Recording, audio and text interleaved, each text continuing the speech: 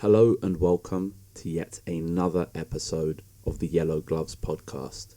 We're going to be recapping Cage Warriors 163, which took place in my neck of the woods in London.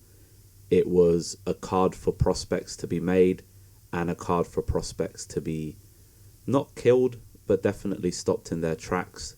We had an insane main event that lasted all of maybe 50 seconds. We had a great main card fight between Gerardo, Fanny and Shawn Silva, and then we had finishes aplenty in the prelims. But as you all know, and as I certainly know, we like to start these podcasts in the same fashion every single time, so we're going to work our way from the main event all the way down to the very first fight of the card in chronological order, but in reverse, if that makes sense. So let's start where the belt is, where all the money is, where all the big fight feels came from on this card, with Giannis Bachar versus Omiel Brown.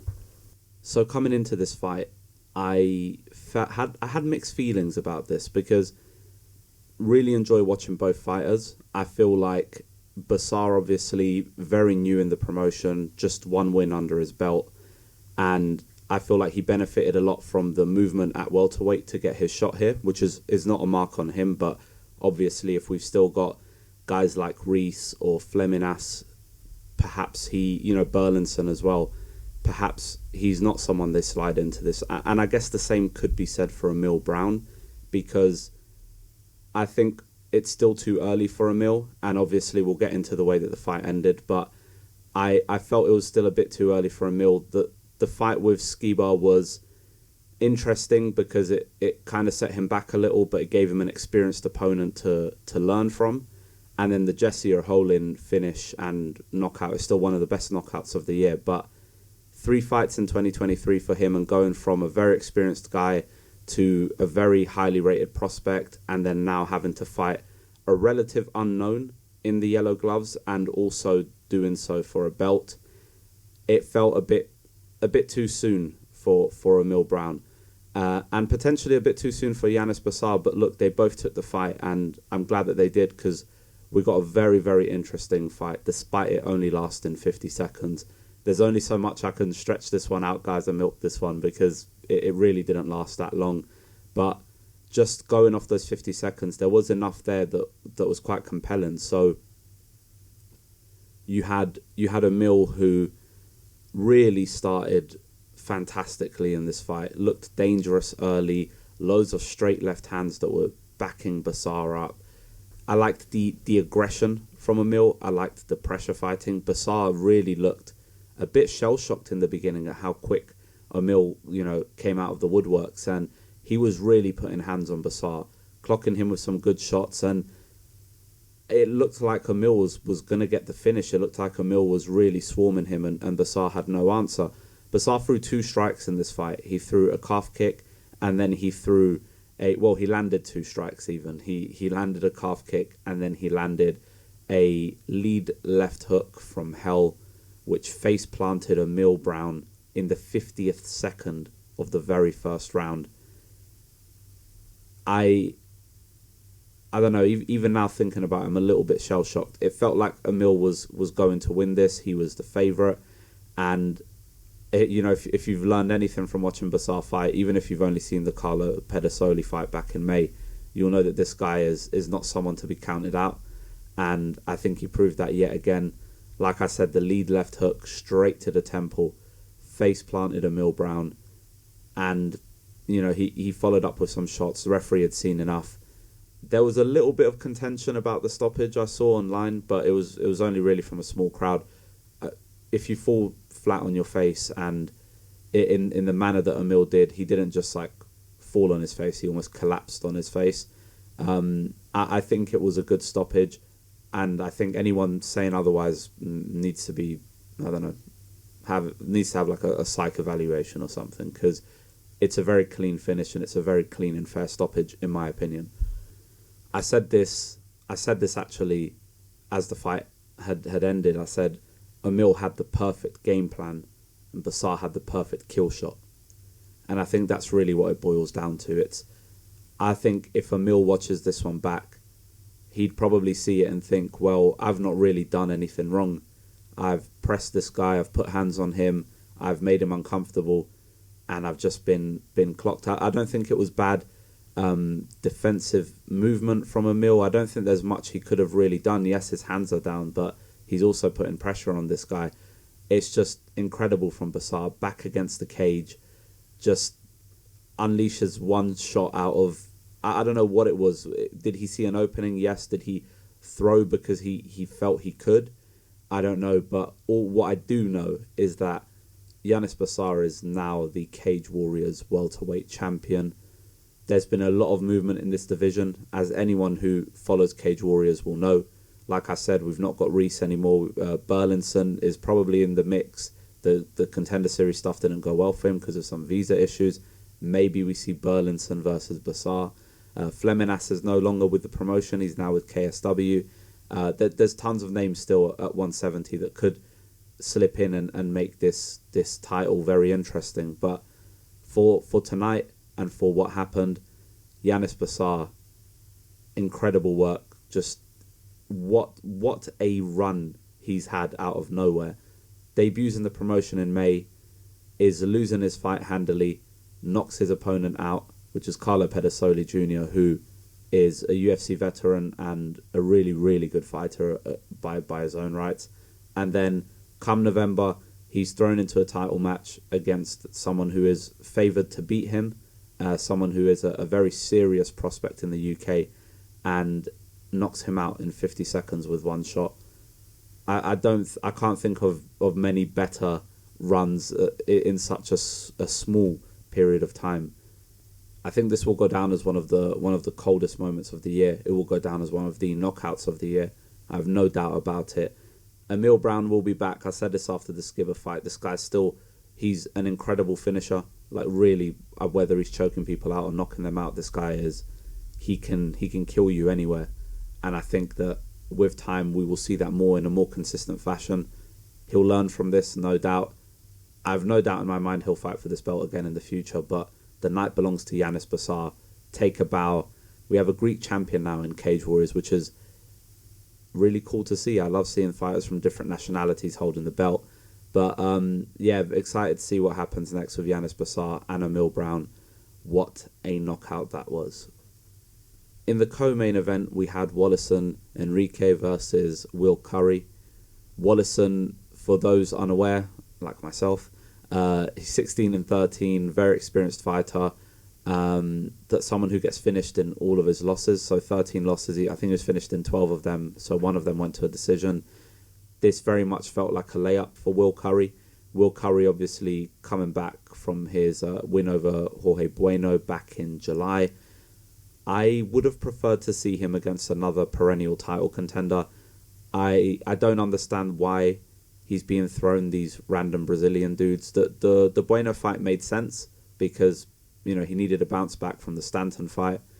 But I don't know, this one just felt a bit off on paper. But what I will say is credit to Cage Warriors and Ian Dean and the matchmaking, because, you know, fuck do I know. But you look at it and you think Curry's being set up to destroy this dude. And if you look at just the result, you'd see, oh, okay, Will Currie submitted him in round one. Great, we all probably knew that was going to happen. But you need to watch the fight, because I was very impressed by Enrique. Put a lot of pressure on Will Currie early. He was winging mad hooks at him, clinching him against the fence, ripping knees to his body, ripping hooks to his body. It was really insane, the work that this guy was doing, putting the boots to Will Currie, putting a pace on him. But Will Currie's tough as nails, as we know.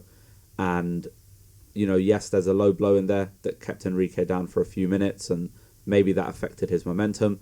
But when he came back from, you know, when he recovered from it and the fight resumed, he was still going in, roundhouse to the body, hooks to the midsection.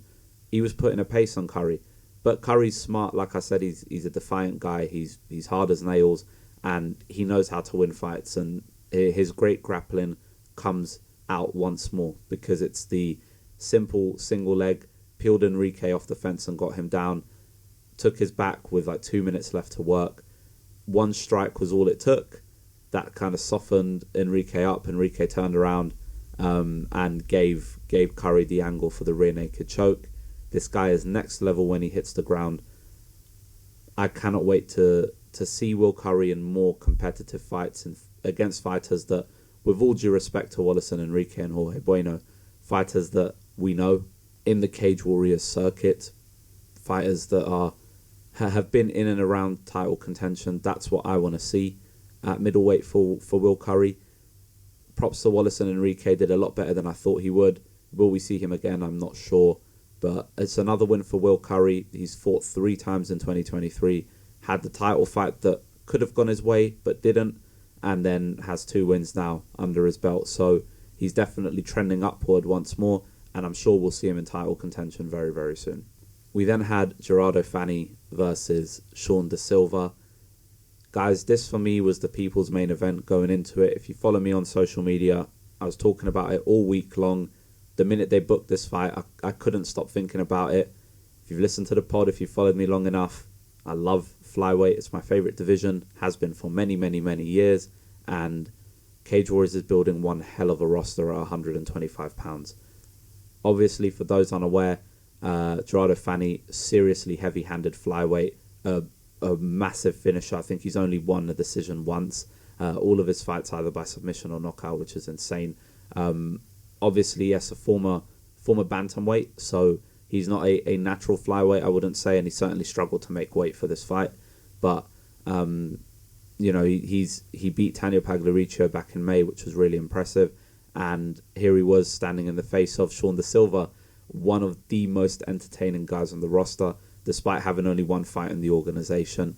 This guy's pure fun, not just in the way he fights, but in his demeanor, in his attitude, in just the way he carries himself in interviews and in promotional material. I think this guy's a star in the making for Cage Warriors, and they really need to kind of start building around him, because I can really see a future where, you know, you look at Shawn Silva and you think, the minute he fights someone who's really good, he's going to crumble because he's just this wacky guy who has these unorthodox techniques. But listen, Gerardo Fanny, whether 125 or 135, he's one of the best fighters in Europe, period.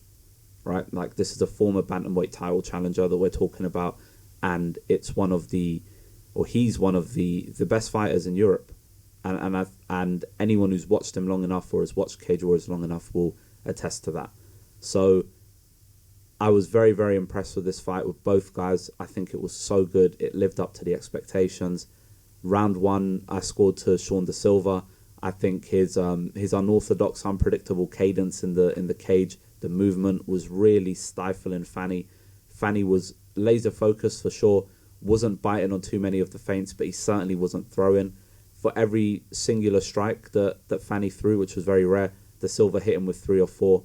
There were some lovely calf kicks throughout the fight, but especially in round 1 from the Silva.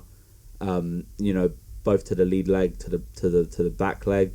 I loved that he was kind of stomping the knee a little bit, not incredibly often, but enough to really put Fanny off. There was a spinning elbow in there at one point, which was awesome. Just the first round really showed that the Silva is someone to be taken seriously. But if you know anything about Fanny, you know that he's able to make adjustments. And I tweeted in between rounds before the second started, I said, Gerardo Fanny needs to make adjustments here.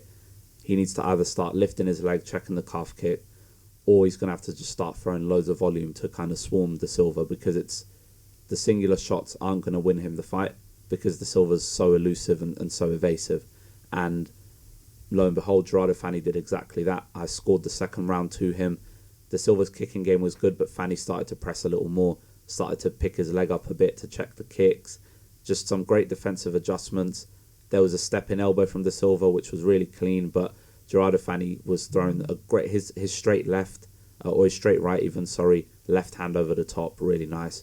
I think the highlight of the round for me was this counter knee to the body from Gerardo Fanny, which, after evading the spin kick from the Silva, was really crafty and probably the most impactful strike of the round. So we had it all even going into the final round, which is exactly what you want in a fight like this, hyper competitive. And I'll be honest, going into the third round, I thought Gerardo Fanny has it now. The Silva his pace seemed to be tapering off, and Fanny looked to be landing now with more confidence and with more power. But lo and behold, Shawn da Silva's not just a fun fighter, he's also an incredibly intelligent fighter, a very strong-willed fighter, strong-minded fighter, and someone who can adjust in fight. And I was so impressed by his third round because the pace and aggression was back on the menu early, was landing loads of shots on Fanny, bouncing around the cage, loads of calf kicks. I loved that he kept going for this collar tie and just these short uppercuts in the clinch. Just lovely dirty work from da Silva, stepping elbow again. Then Fanny landed his own stepping elbow, which da Silva countered with a spinning elbow that wobbled the Dutchman. This round was bonkers. I loved the roundhouse kick to the body from Fanny, which seemed to slow da Silva down momentarily. They both traded hooks at one point, but what really kind of helped da Silva was the way he ended the fight. Had a good right hand towards the end. Again, a lot of collar tie clinching. Da Silva landing these short elbows, spinning with the elbow again and landing. I scored it 29-28 to Silva, and so did all three judges. And it's what I've been saying, like, not only is this guy incredibly fun and unpredictable, he's also really intelligent, and I think that the longer it takes people to realise this, the more this guy's just going to win, because it's with fighters like this, people don't tend to take them seriously. We enjoy them for the entertainment, but perhaps we don't hold them in high regard as technicians. I think da Silva is certainly a technician. Beating Gerardo Fanny is no mean feat. As I said, he's one of the best 25ers, 35ers in Europe. This is a massive win for da Silva, and for me, he's immediately in title contention at 125 pounds. How could you deny him after he beats a guy of Fanny's level? In my opinion, give him maybe one more fight, maybe a title eliminator, and I wouldn't be surprised if he's fighting for gold in the next 12 months. This guy is, he's super fun. I could talk about him all day long, but for me it was one of the best performances on the card, and just an absolute banger of a fight between both men. Moving on swiftly, we had Luca Borando versus Wesley Machado. I'm going to just come out and say it right off the bat. Luca Borando is one of my favourite Italian fighters right now. Coming into this fight, he was 3-0 as a pro, had a great scrap with Baris Adeguzul back in May, and finished him in round 3. It was such a brilliant fight. He's for me, he's one of my favourite Italians, and just part of this kind of renaissance and this resurgence of great Italian MMA. He's right at the forefront for me, despite being very early in his career. Wesley Machado, on the other hand, has fought twice for Cage Warriors, has lost both fights in 2023 to Nick Bagley and George Tanassa, which is it's no surprise because those are two very good fighters. But the Tanassa fight was weird. Wesley Machado is a super awkward guy. As a fighter, of course, not as a human being. I don't know him personally, but as a fighter, he's very, very unorthodox, very awkward. Not in the same way as Shawn da Silva, who has like a frenetic pace and is trying to do something with his awkwardness. Machado just has that wide karate stance, and just everything that he does is really slow and languid. And, you know, it can definitely stifle and it can definitely frustrate certain fighters, but Luca Borando is not one of those. Borando dropped Machado early with a left hook in round 1. Machado tried to attack the heel hook, but, you know, Borando was able to kind of spin out and spin to safety. Borando landed a few big shots on the ground, which really started to cut Machado up. And then there were more strikes in there. Machado was bleeding heavily in round 1. The blood was pouring all over his eyes. I was surprised that the ref didn't step in and kind of stop it so that he could kind of clean the blood out of his eyes. But Borando just put a beating on Machado in round 1. I scored it 10-9, but the more I think about it, the more you could probably argue that it was a 10-8. In round 2, it was more of the same. But what I really want to call out here is Luca Borando's comfortability in Machado's guard. I think it's really impressive that to go into a guard of a dangerous jiu-jitsu guy like Machado. Machado was attacking buggy chokes, he was attacking heel hooks, he was attacking guillotines. Borando was comfortable there, and he was happy to take the fight to the ground, landing elbows and knees while doing it, just dragging him down. And once he got him down on the ground, it was more and more strikes in round 2, more impactful ground and pound. And the referee decided that he'd seen enough after what felt like maybe a minute and a half, 2 minutes of just consistent beating from Borando. Great stoppage. Borando, like I said, was beating the crap out of him. 4-0 now as a pro. First person to stop Machado via strikes. He's a legitimate prospect at 145 pounds. Cannot wait to see what Luca Borando does next. So like I've already established, this card was all about prospects, right? From top to bottom, it was prospects. With Omiel Brown, it was a prospect losing, so getting stopped in their tracks a little bit. With Luca Borando, for example, it was a prospect winning and kind of increasing his stock. With the next fight, we had Tom Wright versus Jimmy Quinn, and this one was really fascinating for me. It lasted all of one round, and I was very impressed with Tom Wright. Obviously, Jimmy Quinn coming off the fastest knockout in Cage Warriors history when he finished Dan Neal back in July in just 10 seconds. Tom Wright is a newly turned pro, 0-1, fought in Cage Warriors as an amateur, fought Macca White back in 2020, so name for people who've been following for a while. And yeah, honestly, I don't think anyone gave Tom Wright a chance. In fairness, people probably weren't familiar with him and were more familiar with Jimmy Quinn, who definitely came into this with a lot of hype, hometown favourite, knockout artist. Once 10 seconds had passed, Tom Wright had already survived longer than Dan Neal did, so that's obviously a bonus there. Jimmy Quinn looked good, man, and so did Tom Wright, so I don't want this to come across as, you know, Jimmy Quinn is bad or we overhyped him or anything like that, because look, when you're having your second ever pro fight, things are going to happen. These early phases of your career is where you learn, and you take you learn your lessons from your losses, and I think that Jimmy Quinn certainly will. I love that, you know, out early doors he had these two big knees in the clinch, managed to reverse position, but Tom Wright was seeing a lot of success just holding Jimmy Quinn and doing great work against the fence.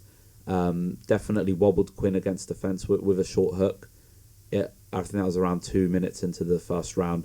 Very competitive, and at that point I realized that, you know, Jimmy Quinn isn't just going to fold, which was impressive. Like, some people get hit once and it's different, but he kept going. Tom Wright as well, I thought he'd probably crumble at some point. He didn't. His nose was busted early, bleeding all over the place. What I liked about Tom Wright was the takedown that he got on Quinn. Quinn tried to get a triangle at an angle, which forced Wright to reset, and they both returned to their feet. But it showed that Wright could really control Quinn in this fight, whether against the fence or on the ground. I think there was definitely some emphasis on taking the fight that way. Quinn was pawing away at Wright's nose with a nice clean jab late in the round, landed a few straight hands, but Wright punished his poor defense. Like, the straight hands were coming, but there was nothing behind them to either stop Tom Wright from striking back or to protect himself. And Tom Wright saw that, dropped Quinn with a big right hand, insane amount of ground and pound. The referee let it go and Quinn survived. And this is where the fight got a bit funny, a bit interesting, was that Jimmy Quinn tried to spin while still being clearly rocked and dazed, you know, tried to go for a spinning hook kick, and it was effectively that cost him the fight, because he slips, misses his target. Tom Wright follows him straight to the ground, chokes Jimmy Quinn out with a guillotine. It was a crazy one-rounder, the biggest shock of the card in my opinion. Tom Wright just making a name for himself, making people sit up and pay attention to him as a fighter. I certainly can't wait to see him again.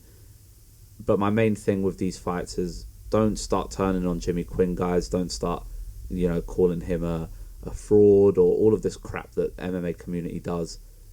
If you're watching MMA at this level, you have to appreciate that guys who are 1-0, 0-1, they're not finished products. Like, Tom Wright comes into this 0-1, clearly a very good fighter. If he loses, he's 0-2. That doesn't mean he's the worst fighter in the world. And Jimmy Quinn comes into this 1-0 with a 10-second knockout. Whether he wins or loses, it doesn't mean he's the greatest fighter ever or the worst fighter ever. Give these people time, let them develop. I'm sure Jimmy Quinn will learn from spinning while rocked. Maybe he should have been a bit more conservative, could have waited until, you know, could have waited out the round. Like, there was only a few seconds left of the round.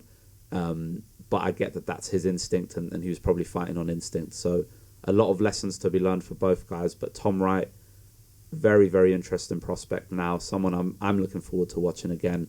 And I'm sure we'll continue to learn more from both guys as the years go by. So now we move on to the prelims, and we had a lot of fun fights on the prelims. We had some decisions, but they were in fun, competitive fights. And we had a lot of finishes too. But the first fight to talk about, which was the prelim headliner, is one that ended in a DQ win. And it was between Francesco Mazzeo and Angus Hewitt. Mazzeo's had a very weird start to his Cage Warriors career. Made his debut back in May. He fought Johan Ariste, who dislocated his elbow while framing off a takedown, which, as a judo-obsessed person that I am, is, I don't want to be, cruel or harsh or anything, but framing while being taken down is not the smartest thing to do in a cage, because if your arm slips, which it will often do when it touches the canvas, your arm will snap, and if it doesn't snap, it will dislocate at some point, and that happened to Johan Ariste, and that was Francesco Mazzeo's win in Cage Warriors. 2-0 as an AMI, 2-0 as a pro. Angus Hewitt, on the other hand, making his third appearance of the year in Cage Warriors, lost to Paddy McCrory.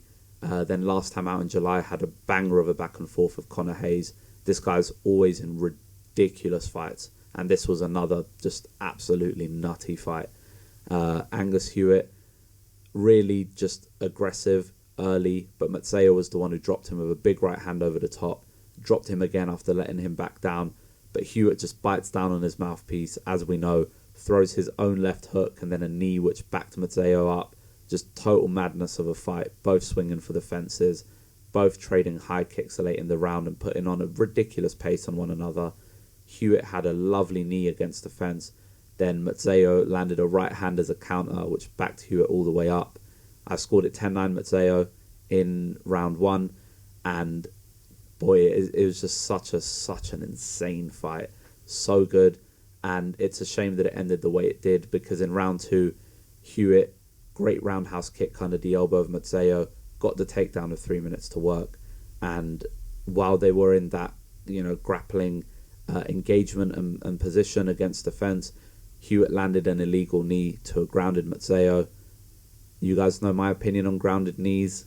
Legalize it. I think, having one hand down, stalling, I get that it's the rules, so I'm not here to say that it's stupid or anything like that, but I certainly appreciate and respect the rules, but in my opinion, we need to get to a place where fighters can't just stall with their hands on the ground and can't just stall in those positions.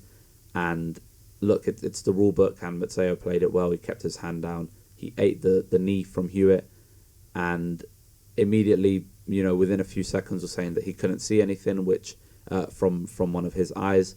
The doctors gave him plenty of time to recover, but it was very, very clear that he couldn't fight anymore.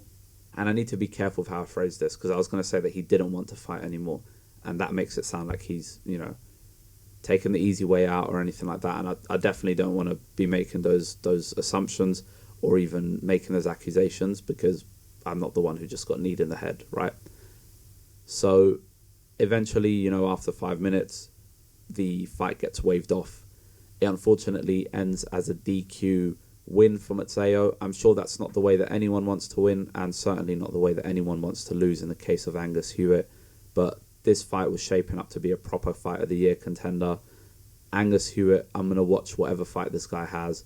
Francesco Mazzeo now, 2 wins in Cage Warriors, one off his opponent dislocating his elbow, and the other one off a DQ. So a very interesting and bizarre start to his career. But props to both of these guys. I really hope they rebook this, and I'm sure that they probably will, in all honesty, because it was so good. Whenever Angus Hewitt fights, I'm going to be there, and I'm happy to follow Francesco Mazzeo's career. I'm sure we'll see a lot more spooky and crazy moments in his career. So he's 3-0 now as a pro. Angus Hewitt 1-2, and again, it's just the story of MMA, right? Like, Angus Hewitt could have won this. He would have had a more appealing record. Mazzeo would have had that loss, but this is what happens in these early phases of careers. I'm sure we'll see both guys again very soon.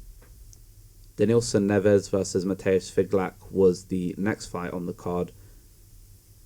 I'm so happy to see Figlak back. I think he's one of those fighters people have weirdly forgotten at 170 pounds. One of those guys that could be in title contention, in my opinion, very soon to fight someone like Giannis Bachar. And it's been so long since we've seen him. Like, I think it was a day removed from being a year to the date that we'd last seen him. And obviously he'd been knocked out by Judo Jim for the interim belt, which was what happened when he last fought. And so there's a lot of interest around Mateusz Figlak, at least from my perspective, because I've certainly not forgotten how good this guy is. And he put on a great performance against Denilson Neves, who also just a really gutsy outing from Denilson Neves. 26 fight pro, 27 years of age, insane amount of experience, KSW and Octagon veteran, making his Cage Warriors debut. Despite having 26 fights, the guy's never ever been knocked out. And I realised why merely minutes into this fight, because Figlak was landing absolutely everything he was throwing. Big right hands early, go into the body with kicks, and that was really the story of the fight. But then he disguised one of his kicks to the body, went straight to the head, and slumped Neves. Literally, go and watch it back. Neves collapses. Like, no joke, he just collapses, and then within seconds pops right back up somehow. And as he's popping up, Mateusz Figlak is just throwing some short hooks to his head, and Neves is just somehow still alive and still fighting back. He's not just surviving, he's still competing and fighting back. Returns with a roundhouse to the body, exchanges hooks with Figlak late in the round. The guy's chin is just absolutely bonkers.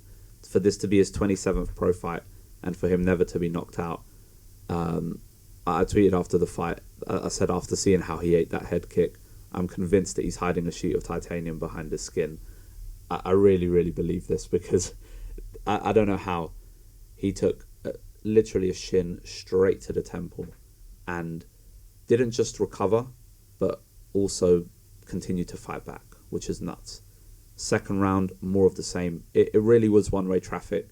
Neves was landing a few nice shots here and there in both rounds, really. But Figlak was throwing, it was just automatic. Anything he threw, front kick, teeps to the body, all landing. Straight right hands, jabs, all landing. Just chipping away, setting up his head kick.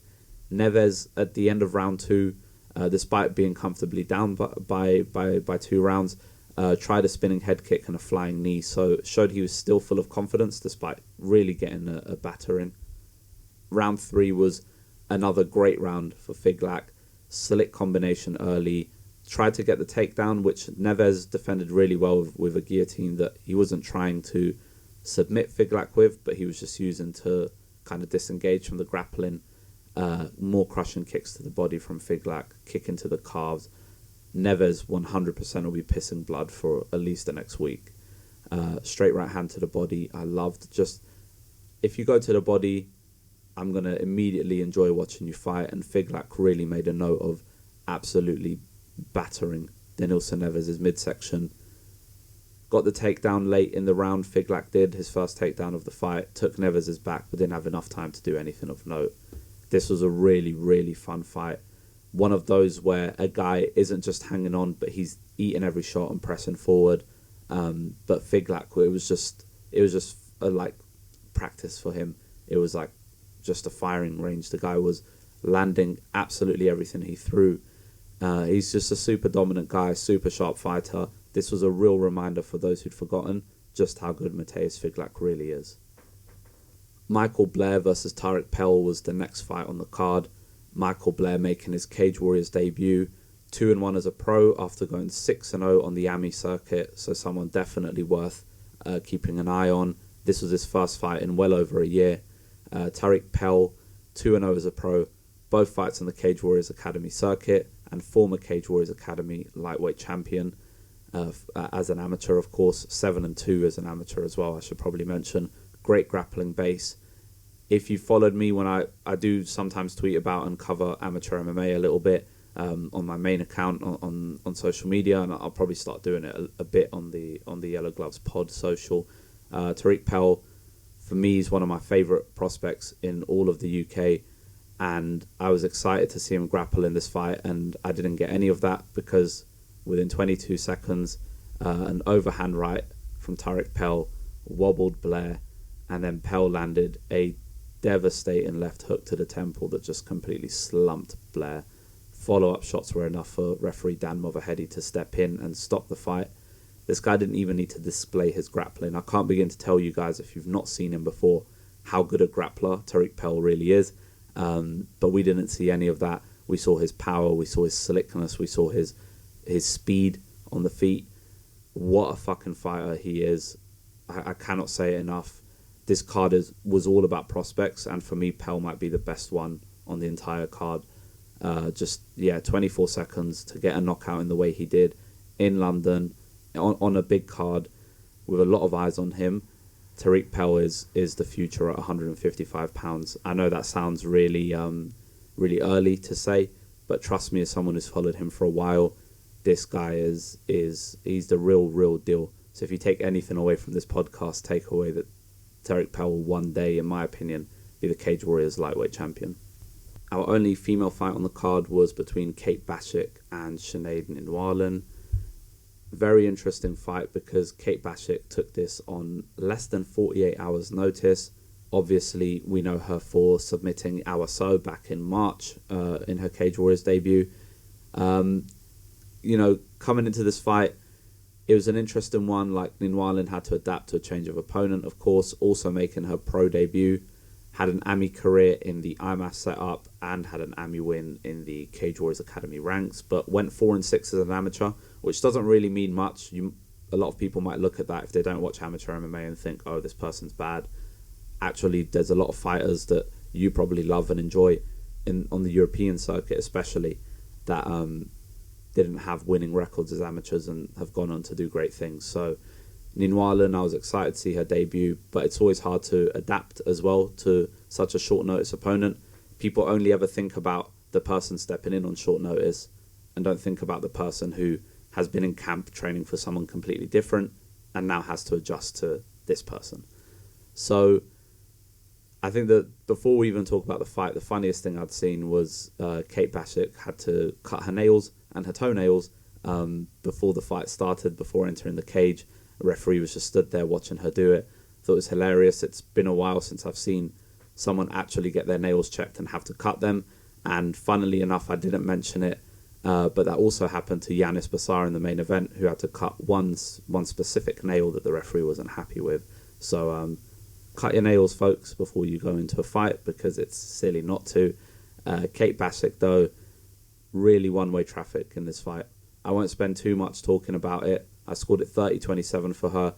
It was a really good opening round, like really fun back and forth. But Bashik just using her forward pressure, using her range really well, jabbing, kicking especially to the body, teeping to the body, comfortable in the grappling department. Ninwallen did take her down at one point in the third round, but Bashik just popped back to her feet.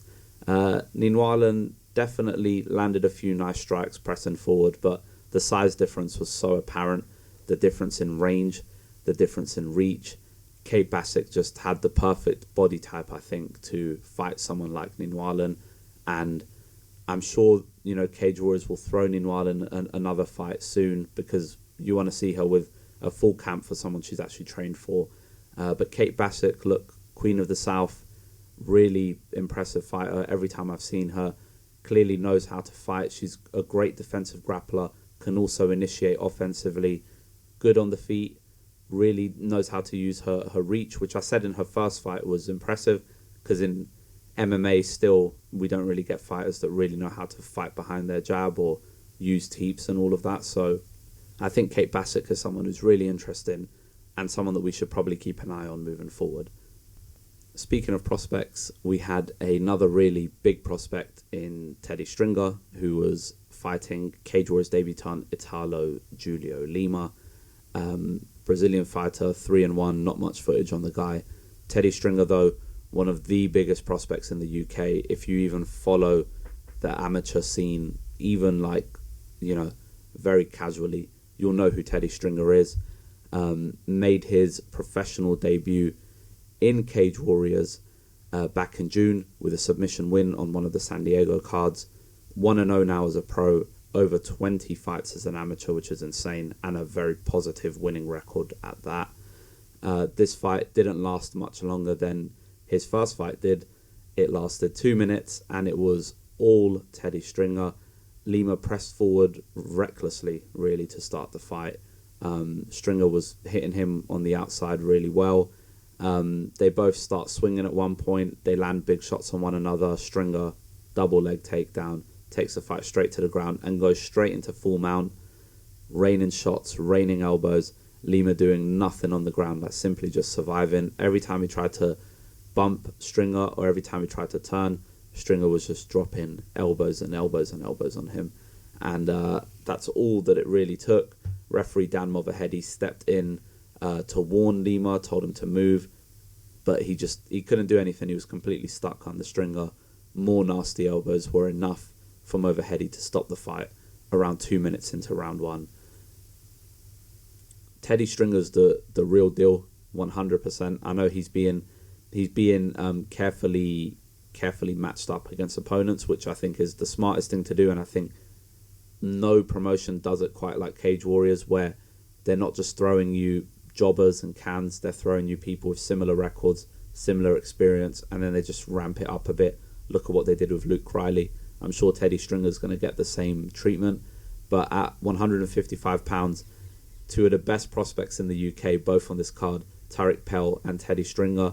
I think the future's very, very bright at lightweight for Cage Warriors with these two kicking about. We're coming up now on the last two fights to talk about, which were the first two fights on the card, and we'll start with Rory Evans versus Shahzad Qadrian. Rory Evans, this guy's mad. Fight number 4 of 2023, coming off a win back in September, so this is a really quick turnaround for him. Qadrian, of course, back in the yellow gloves after a debut loss to Wesley Meyer back in July. He came with a lot of hype, and Meyer really kind of schooled him, for lack of a better term, and I think he's learned a lot from that, because this fight was, for me, was the low-key banger of the night going into it. I'm a huge Rory Evans fan. I really rate Shahzad Qadrian, and all I wanted to see was these guys grapple. And grapple they did. They gave me everything I wanted. Some great scrambles. I loved in round 1, Qadrian tried the Uchimata on Evans. Evans countered it, ended up on top. Loads of control against the fence for Qadrian in round 1, but Evans was attacking the guillotine, high elbow, using it to sweep. Lovely stuff from him. He landed the more impactful shots and definitely did more with his time spent on the ground. So I scored the first round to Rory Evans. Second round, though, this is when it really became kind of one-way traffic for Qadrian. Got the takedown early, had a suplex takedown as well at one point. Went for the backpack rear naked choke, but then gave it up. And then with 90 seconds to go, took Evans' back again, pounded away at him, tried to lock in the rear naked choke again. Evans survived. I love that we had Strauss on comms for this fight, because it's just a total luxury. Great analysis when it comes to the grappling. Really enthusiastic. Gets people, someone like me, I love grappling. I'm a practitioner myself, so it's something I'm really passionate about. But it's good to see that enthusiasm maybe reach a casual audience, people who don't enjoy grappling that much, who can really learn from it and get excited about it. The Stanton Will Currie fight is a great example of that, if you want to see great commentary over grappling.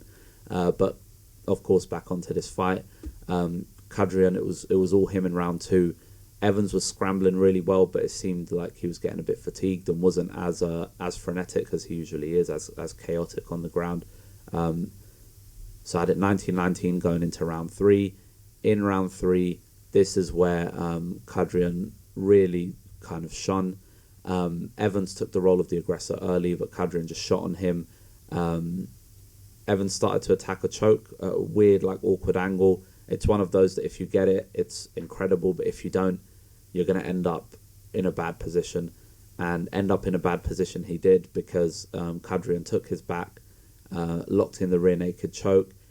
Evans somehow survived a few of these, attacking the hands, just being a savvy grappler that he is. Anyone who listens to the pod knows I'm a big fan of Welsh MMA, Welsh grappling especially. I think they've got some incredible wrestlers, some incredible submission specialists, and Rory Evans is one of those guys. But look, Kadrian, Evans could only defend for so long the rear naked choke, and eventually he couldn't. Kadrian drew the tap in round 3, halfway through the round. This guy's got a really bright future ahead of him. Rory Evans, like I said, is a sensational grappler and super difficult to pin down. But Kadrian was relentless in his approach. 22 years old now, 4-1. Sky's the limit for this guy. On the feet, on the ground, he can do both. Really fun fighter. And so that takes us to the very last fight to talk about, which was the very first fight of the card. Torsten Jacobs versus Adam Darby. Jacobs debuting in Cage Warriors, 3-1 as a pro, but hadn't fought in 2 years, which is always a bit weird to see. Coming off a knockout loss, so maybe made some adjustments, maybe fell out of love with the game, who knows. Adam Darby, though, back in the yellow gloves after an excellent win over Jack Tucker back in April. This fight didn't last very long. In fact, we got just 2 minutes of it. Darby was on the offensive early, threw a lot of nice front kicks, landed with the jab. Jacobs not really doing much, but managed to counter the jab and push Darby against the fence. As he was trying to take Darby down, Darby used a really nice Kimura lock to kind of disengage it and at least dissuade Jacobs from getting him down. Started to attack the neck. In that position, Jacobs was fishing for the takedown really heavy, but left his neck in an exposed position. And all that really took was a standing front choke from Adam Darby. Applied a lot of pressure and just completely put Jacobs to sleep 2 minutes into the round. Just terrific from Adam Darby. I always say this, but his submission game is no joke. The Kimura to defend the takedown and then attacking the head on the outside as well. Just brilliant work. I personally love a standing choke. Adam Darby, though, 2-0 in 2023. A big win for the Irishman, and I'm sure we're going to see a lot of him in 2024. And so that wraps up what was Cage Warriors 163, a card where prospects flourished, a card where prospects were kind of stopped in their tracks, and a card where we saw a new champion crowned, a champion from Greece, a country we don't often see in MMA at a high level, but Giannis Bachar is flying that flag. A really fun one in London. I mean, it always is. Loads of finishes, loads of talking points. And that leaves us now with just 2 fights left in 2023 for Cage Warriors. We have the card in Newcastle on November 25th, so in a couple of weeks. And that's going to have loads of title fights, loads of fun fights. That's got the potential to be the card of the year, no doubt about it. And we'll be finishing the year with Cage Warriors 165 in San Diego. A few fights have already been announced for that. I'm sure they'll probably throw a title bout on there. It's a shame we're not getting the usual New Year's card because I do love those. But 2 more cards left for the year. We're at episode 21 now of the Yellow Gloves podcast. We started right at the beginning of the year, right as we had the new year. So it's been a crazy journey. Thousands of downloads on the pod, which is really kind of, I don't know, overwhelming isn't really the word, but it's just, it feels nice. It's nice to know people are getting something out of the pod. A lot of engagement with fighters. I know there's a lot of fighters that listen to this, so it's great to have that engagement there too. We're going to keep growing the pod. We're going to try and do more fun things in the new year. When I first started this out, I didn't want it to just be talking about the cards. I wanted to do like history pieces. I wanted to do top 5s and top 10s, maybe getting guests on as well, talking to some fighters. So we're going to definitely push the boat a bit in 2024, but to be 21 episodes into the pod already is really sick, and it's just awesome to have the support I've had. So if you enjoyed this one, or if you've been enjoying the pod in general, if you're still listening, please drop a like, comment, rating, review, wherever you're listening to this on. If it's on YouTube, great. If you're on Spotify, Apple, Google, wherever, even if you're just listening and you just want to DM me or you just want to drop me a tweet, please do. Engagement with the pod is great, whether it's negative feedback or positive feedback. It's good to have the pod spoken about, in my opinion. But that's it from me.